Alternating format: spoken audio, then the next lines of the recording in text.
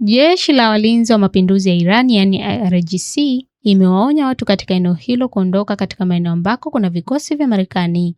Katika taarifa iliyochapishwa na shirika la habari la Fars linalohusishwa na IRGC, walinzi hao wameishutumu Marekani na Israel kwa kutumia maeneo ya raia ya watu wasio na hatia kama ngao za binadamu. Taarifa hiyo pia imeishutumu Marekani kwa kuwaua raia na maafisa wa Irani.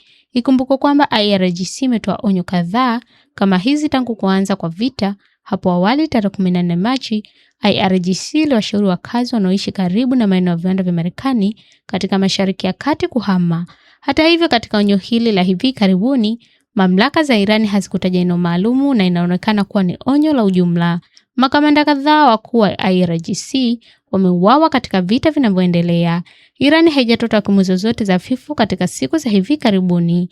Shirika la kutetea haki za binadamu yani Human Rights Watch HRW lililoko Marekani limesema kuwa raia 1492 wa Irani wakiwemo watoto 221 wameuawa katika mashambulizi ya Marekani na Israel dhidi ya Irani, huku idadi ya wanajeshi wa Irani waliouawa ikifika 1167.